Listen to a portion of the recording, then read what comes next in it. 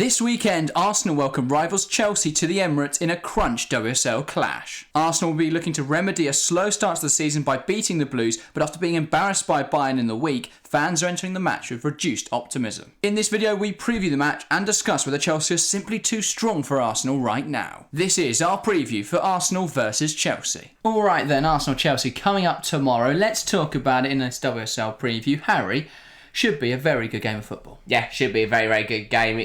Last season, this game delivered some incredible matches. We saw, obviously, Arsenal batter Chelsea at the Emirates. We saw Chelsea batter Arsenal at Stamford Bridge. And we saw a really close Conti Cup final. So, overall, I'm expecting more of the same. Some brilliant action. There's a lot of pressure on this game. This is a huge game with, Arsenal already have dropped points.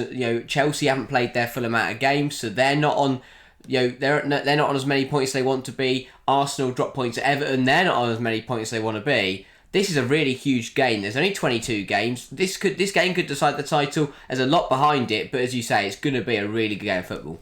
Yeah, as you say, history dictates that this is usually a very good match. I think a lot of people coming into this, especially Arsenal fans with nihilism and Chelsea fans with positivity, that this game is going to be very good for Chelsea because Chelsea's form. But let's not forget at the Emirates last season, despite Chelsea being very good up until that game, they then went and lost 4-1 to Arsenal at the Emirates. And I think that shows the impact the Emirates can have, the impact the Arsenal fans can have on their players there.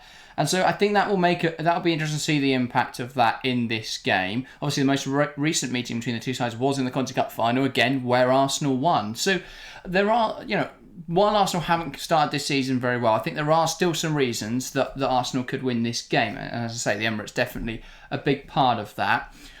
This season, though, tough start for Arsenal so far. They're really struggling to break down low blocks, which I didn't think would be an issue against Bayern because they don't play a low block, but then Arsenal just struggled in general. They were getting opened up way too easily.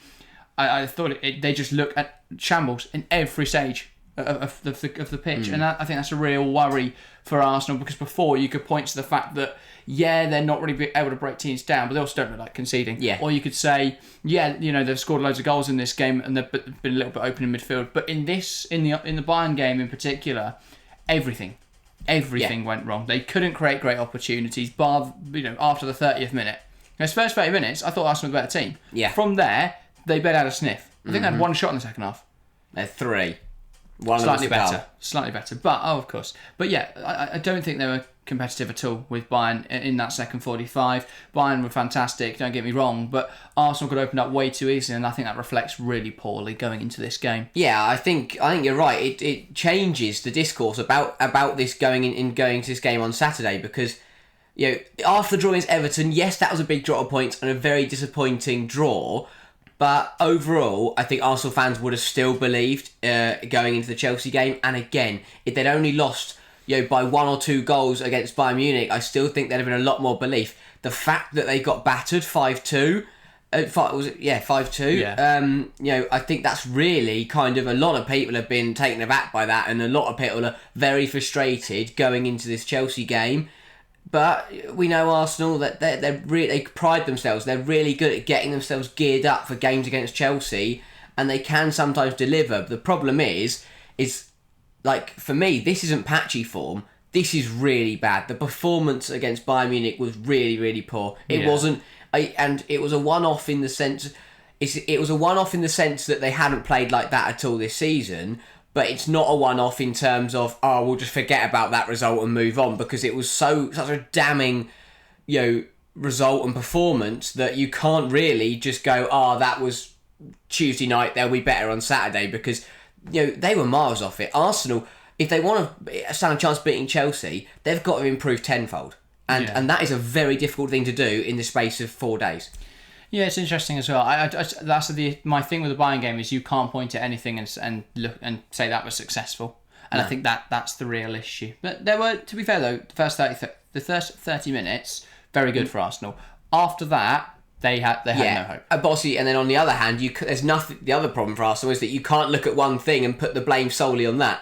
You have to for me, the blame lies across the whole pitch with every player, because if you look at every single goal, there was a problem in every aspect of the pitch for at least one of them, if not more. So, that's the problem. They can't just go, we need to fix this area. everyone has to raise the whole team, the whole squad has to raise their performance incredibly. Yeah, and I made this point on stream because we had people commenting, "Oh, Zinsberger's terrible, Zinsberger out." You could already see that would be the discourse on social media because a lot of people don't rate Manuela Zinsberger. But ultimately, I think there's nothing she could have done about 4 of the goals. The second goal, the strike from Sydney Lohman, I think she could have got down to that a bit sooner, and that is near post, so you would expect the goalkeeper to do better there. But I think other than that, she had no hope. And as you say, there were different players that fought for different goals. I thought that Kim Little was one of the players who was consistently poor throughout the evening. Yeah. And she was definitely at fault for one of the goals. Leah Williamson for the third goal, and I think there's a little bit of rustiness there with Leah, but just completely caught out. The rest of the defence pushes up to try and catch the Bayern forwards offside. Williamson doesn't push up, doesn't hold formation, and so all of Bayern's attackers are ruled onside, and Pernille Harder has a header at point blank range, which she's obviously going to put home. And I thought Fox was really poor. I thought that Katie McCabe was bad defensively, but nobody will pay much attention to that because she picked up 2 assists. Yeah. So it's one of those kind of games for her where she was good going forwards, but actually I think that left them a little bit frail in defence. And yeah, they just got opened up way too easily by a good Bayern team, admittedly a very good Bayern team. I think we should make that clear. But I don't think that if you're thinking about how they're going to take on Chelsea this weekend, that result reflects really poorly. And that's the thing. I think for me, Wednesday was a bit of both. Arsenal were really poor, but Bayern were really good. Now that it wouldn't matter. It wouldn't matter how. I think if Arsenal say were playing Crystal Palace at home this weekend, then there wouldn't be less worry about it because it's Crystal Palace and Arsenal don't have to play as well. But the fact that if Bayern Munich played that well against Arsenal and Arsenal performed like that, if Chelsea play as well as they can against Arsenal, then how much worse are Arsenal going to play?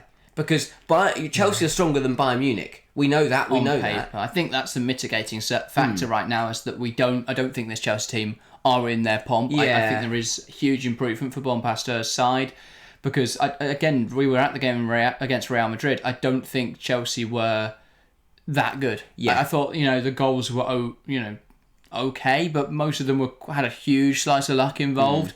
And both goals Chelsea conceded were in transition, where they have looked really poor this season. Yeah. And critically, where Arsenal have looked really strong. Yeah. And so that, I think, is a huge concern. But, yeah, I think, as you say, if Chelsea bring their A game, they shouldn't have any issues here. Because I think on paper, Chelsea are better. And so far this season, in practical, Chelsea have been better. So I think in that regard, the favour's still with the Blues.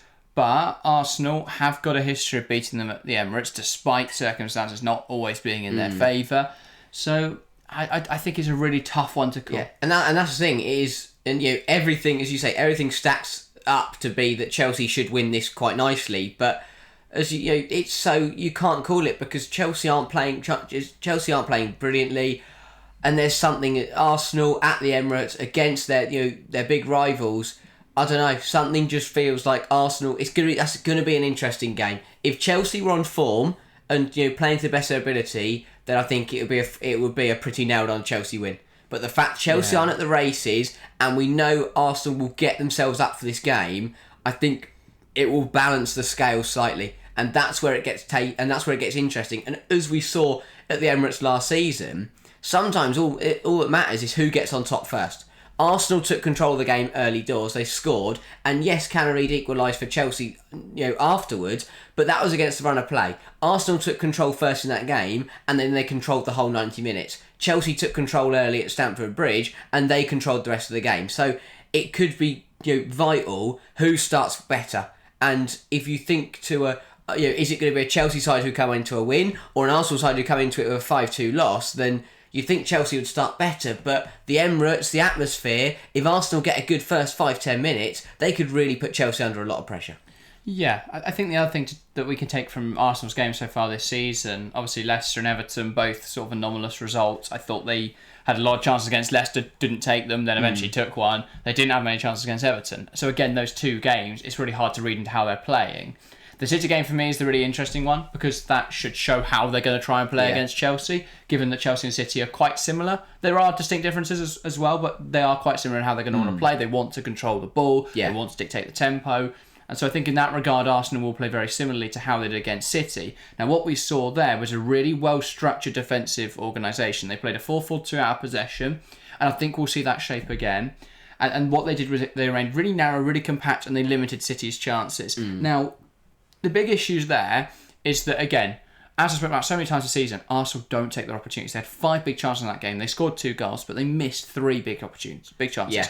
And when you consider that City didn't even register a big chance, and yet they won, they managed to score 2 goals and draw that game 2-2, it reflects really badly on Arsenal, because it shows that even if Arsenal are better than Chelsea in this game, there still remains question marks over will they be able to stop Chelsea just scoring a goal, because there is so much quality in this Chelsea team, and 2, will Arsenal be able to put the ball in the back of the net? And that's only if Arsenal play well. If Arsenal play poorly, well, who knows how bad that could get. Yeah. So I do think there is a lot of worry at the moment for Arsenal.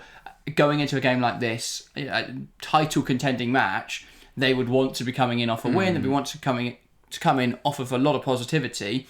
Instead, it's a draw against Everton and a loss to Bayern Munich preceding this match. I think it's going to be difficult to get them up for this one. But if there is any game you want to have after that you can that you shouldn't need any motivation for, it is Chelsea. It's a game that the players and Val and the fans are going to be undoubtedly up for. Arsenal should get chances, as you said. Chelsea have looked weak in transition. Arsenal love it. Incredible when they're coming forwards and putting the other side under pressure. But and the other thing for Arsenal is out wide. Chelsea have looked so vulnerable out in terms of fullbacks because Bronze doesn't track back. And it would depend who start left back. But either way, Lawrence isn't left-footed and Baltimore's not a left back. So for Arsenal, they could get a lot of joy, especially on the left-hand side. If Bronze pushes up, you'll have Ford or Carente and then Katie McCabe bombing on. Lucy Bronze is going to have to track back for Chelsea. If not, Katie McCabe is going to get down that left-hand side every single time. And when she gets a ball into the box, there's a good chance Arsenal are going to find the back of the net. So for Arsenal, it will be about stick to the game plan, stick to what they know, and if they can execute it well enough at Chelsea's weaknesses, then they could get some joy from the game. Yeah, I think they'll almost be looking to do what Aston Villa did against Chelsea, where by using Kenza Darley, and Mario Nicaldente can play that role very well, by drifting Darley inside and dragging Bronze out of position, you open up so much space on the left-hand side. Now, Paula Thomas was exploiting that very well. It never resulted in a goal, but she was exploiting it very well. If McCabe is exploiting that space, well, a completely different equation we have. Yeah. Because I think McCabe has proven she's a very, very good player in that sort of area. So I think there are ways Arsenal can hurt Chelsea. It's just the question mark of whether they will. Because we have so many unknowns with Arsenal right now. And I think that's the big question. For Chelsea, it's a game they'll definitely want to do well in, perform well in, not only the result, of course, which is imperative if they want to win this title. I think that the performances so far this season have been slightly lacklustre. I don't really bring the Crystal Palace game into my considerations because it's a game that Chelsea were just so dominant in. I don't think it had a huge impact. And even so, it's not a good representation of Chelsea's performances or Palace's performances, to be fair. Yeah, I think that's a fair assessment. And then obviously Aston Villa, I thought for large parts of that game, especially the second half, Villa were the better team. Yeah. Probably should have taken something from that. So I don't think that reflects well. And then the Real Madrid game, Chelsea got 3 goals that were somewhat fortunate.